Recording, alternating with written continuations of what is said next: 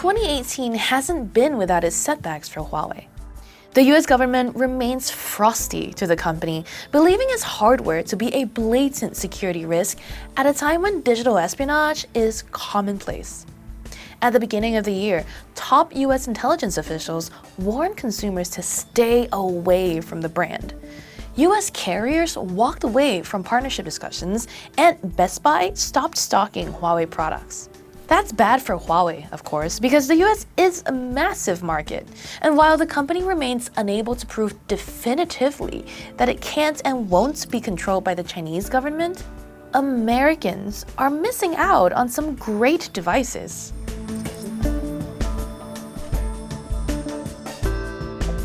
Huawei is a huge company, and in many parts of the world, a household name. But it doesn't have the legacy of, say, Samsung, nor is it as cool or desirable a brand as Apple. It's been just another player. As we come to the end of 2018, though, things look a bit different. The kind of handsets Huawei's making now are no longer alternatives to your well-known flagships. They're products you want to buy instead.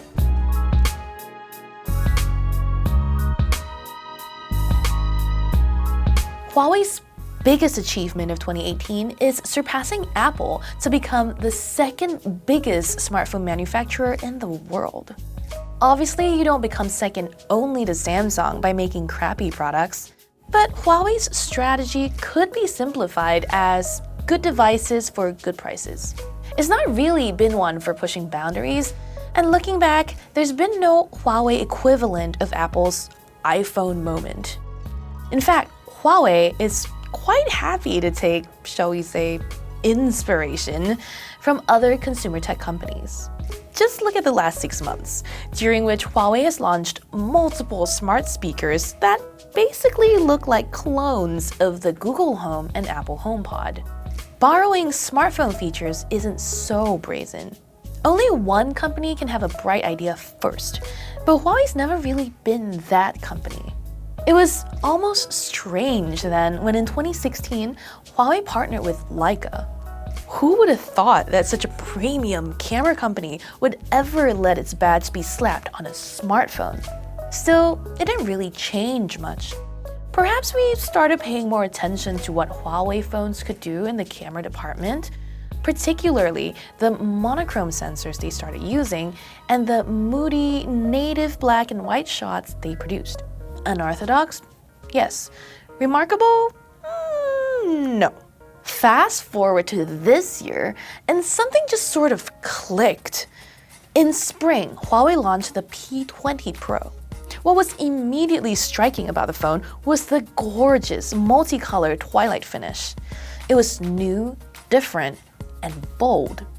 But the P20 Pro wasn't all style and no substance. Its triple camera system raised the bar for smartphone photography, the 3 lenses becoming something more than the sum of their parts. The company hadn't just launched another, whatever, it's fine device. With the P20 Pro, Huawei was suddenly setting precedents. And then, this fall, the P20 Pro was followed up by the Mate 20 Pro, and the spring success was no fluke. The Mate 20 Pro was, as hoped, better. The twilight finish was somehow even more lavish, and an improved triple camera system added a new ultra-wide-angle lens for more versatility. It made quite the statement. After all, we just witnessed the launch of Apple's new iPhones, Google's new Pixels, and Samsung's Galaxy Note 9, all excellent devices in their own right. But in addition to being pretty, powerful, and extremely handy in the camera department, the Mate 20 Pro has features its rivals don't. An in-screen fingerprint reader, for example, which is still a rarity and something genuinely unique to the Mate 20 Pro. The ability to wirelessly charge other devices from its internal battery. This year, flagships got even more expensive, with some costing well over $1,000.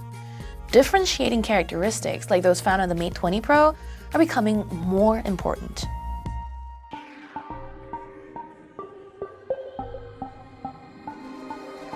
But all over the world, countries are refusing to work with Huawei as they begin to build 5G infrastructure. And most recently, The CFO was arrested in Canada as the company battles accusations that it violated Iran trade sanctions. All this considered, Huawei being caught gaming benchmarks and passing DSLR photos off as smartphone selfies again doesn't seem as damaging by comparison. Still, Huawei is keeping this experimental streak going as we look towards 2019. The firm just released the Honor Magic 2 in China, a new notchless slider phone, and has announced no less than 2 devices with a small punch-hole screen notch. A foldable phone is also in development, and all this shows the company isn't just concerned with making some of the best smartphone cameras in the business. What has become clear in 2018 is that Huawei's no longer following the industry, it's leading it.